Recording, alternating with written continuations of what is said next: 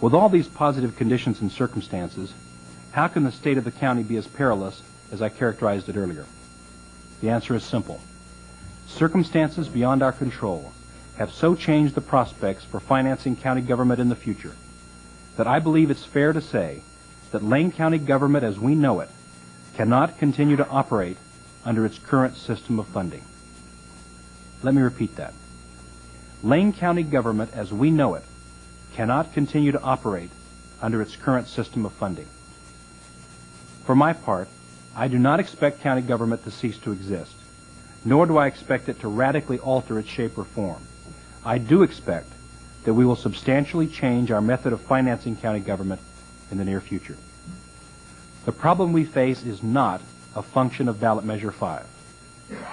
It is instead the result of our historic reliance on federal timber receipts, which in recent years have provided more than half of our discretionary general fund revenues and more than twice the revenue provided by our property tax base. Those forced receipts have always been subject to cyclical declines during periods of national recession. But now, even that risk is overshadowed by the almost certain reduction of harvest levels resulting from new forest management plans and, more dramatically, from spotted owl protection plans. Whether forest receipts decline precipitously, as they're likely to, or simply stagnate at some level slightly below our current amount, which is probably the best we can hope for, in either case, the outlook for Lane County remains untenable. Our situation in this regard is unusual, for of the 5 most populous counties in Oregon, we are the only one that relies on timber receipts for our most basic governmental functions. That's why our property taxes for county government are by far the lowest of the 5. This year, Lane County will get less than $1.25 per thousand of assessed values. Clackamas County gets $2.47 per thousand. Washington County gets nearly $2.90 per thousand. Marion County gets $4.20 per thousand, and Multnomah County gets more than $4.90 per thousand. This is important because even though our property tax base increases by 6% a year, that represents just 20% of our general fund revenues. Since none of our other revenue sources contain an automatic growth factor or are likely to grow naturally with population or inflation, that means a 6% increase in 20% of our revenue will produce an overall revenue increase of just 1.2% per year, less than a third of the rate of inflation in recent years. And even that assumes that the other revenue sources remain level, while in fact our timber receipts are expected to keep falling.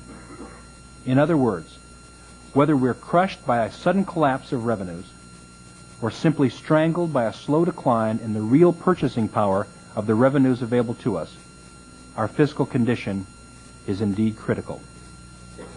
That's why last September, our board appointed a task force of private citizens to examine alternative methods of financing county government. Their report is expected by the end of this month. About the same time, we'll receive from the county administrator a preliminary budget outlining the departmental reductions necessary in order to achieve the additional $4.4 million in cuts the Budget Committee directed be made from our base budget of last year. In considering whether those cuts should be made and where they should be made, we should not lose sight of the reductions that have already been made. While successive boards of commissioners have proclaimed law enforcement our top priority, staffing for police services through the Sheriff's Department has declined by 57% since 1980. Crimes against employees, or crimes against persons, Freudian slip.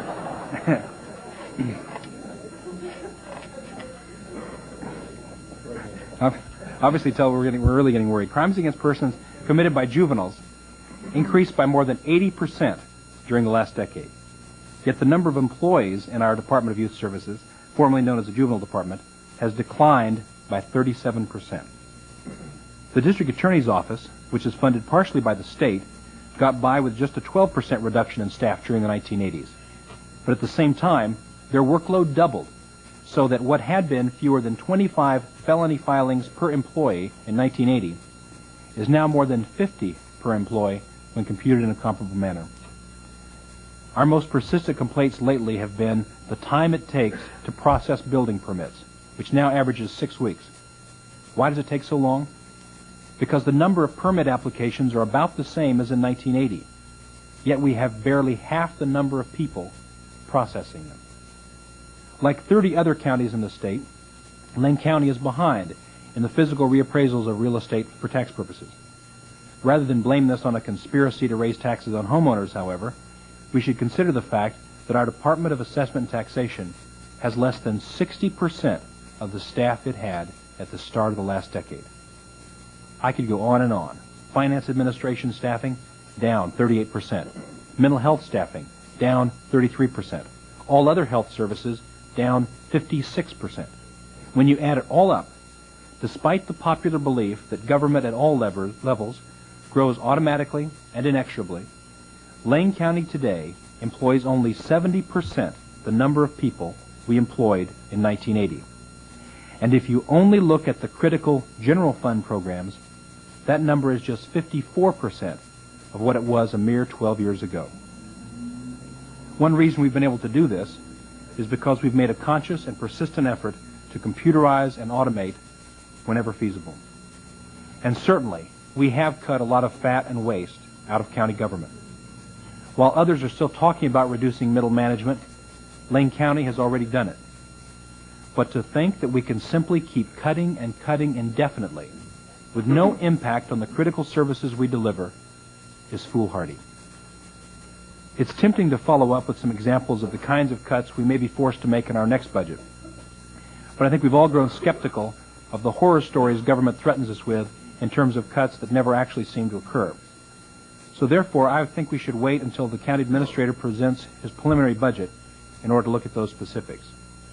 In compiling that budget, his job will be to try to avoid the reductions that will have the greatest impact on critical services, while still meeting the targets that were unanimously set by the Budget Committee. The important thing to remember, however, is that any of the proposed cuts which are avoided this year will be back on the table next year and the year after and the year after, for as long as we're saddled with our current system of financing county government. Unless and until we have some funding source or combination of sources that will grow with the population, with the local economy, and with inflation, county government will remain on a collision course with disaster.